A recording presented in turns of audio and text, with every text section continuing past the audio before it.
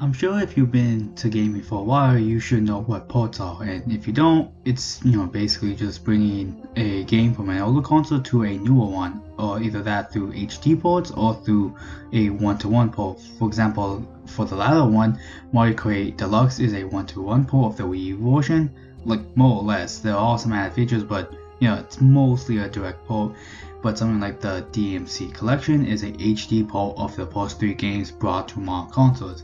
And in this case, I'll be talking about both HD ports and one-to-one ports in that order, and I'll be explaining like which one I think is a better justification to buy and stuff like that. So in the case of HD ports, I honestly think that most of them are worth the price, considering that a lot of them have been ported from older consoles, from like say for example the PS2 and in some cases the PS3, and they bring them to the newer consoles like the PS4, Switch, Steam, and stuff like that. And in some cases they'll actually put into a collection if there are numerous games in that series. For example, as I mentioned before, the DMC collection is the first 3 games, and I think it's usually around 40-ish CAD depending on. Yeah, actually I think it's about that price. And in some cases they're just single games, like for example the Devil May Cry 4 and God of War 2 and 3. Those ones are just single, but they're pretty cheap. I think like the first 2 games for HD are like $10, and I think the God of War 3 is like $20. So I think usually it depends on the game, obviously.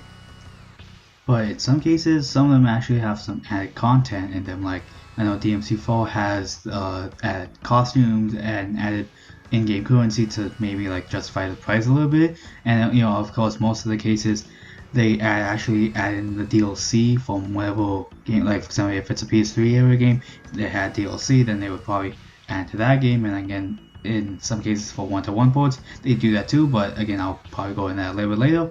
But in most cases, the games just get maybe a frame boost, like God of War 3, where I think in the original was like 30 frames, while in the HD version it's a 60 frames. But again, in most cases, it's just a resolution increase, like either it goes from 480, no, not 480, actually 480p to 720 or 1080p depending on the console, and that's always nice. And then there are direct ports, and in cases like this, we can't talk about ports without talking about the Switch, because most of the library on the Switch is direct ports. You can't change my mind. But then again, in a lot of cases, a lot of these are pretty reasonable because not a lot of people own the Wii U, and a lot of the games out there were pretty nuts, like like Mario Kart 8, Donkey Kong Tropical Freeze, Breath of the Wild, and just a bunch of other ones that I actually am kind of glad I got ported to the Switch. But like for someone like me, I probably wouldn't go ahead and buy some of them. Like as I said, Mario Kart 8, I wouldn't go personally buy it straight up because it costs $80, and like the Wii U version costs $80 plus the DLC. So it's like I would rather not buy it right away. I would rather wait for a sale. But like again, for something like Donkey Kong Tropical Freeze, since I never owned it on the Wii U, I could probably get the Switch version. But it just depends on the case.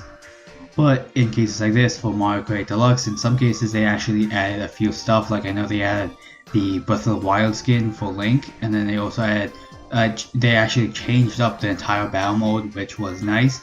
But then again, in a lot of cases, a lot of these games still cost like $80, even though a lot of them came out within like the last 4-ish years. So like in a lot of cases, I wouldn't say again buying them right away, because if you have the original version, you're not really missing out if you buy the pulp, because a lot of it's still just the same thing, maybe with a little bit added content. Like in a case of say Donkey Kong Tropical Freeze, they added like a new funky mode and some other stuff. I can't think of stuff on the top of my head, but that's just an example.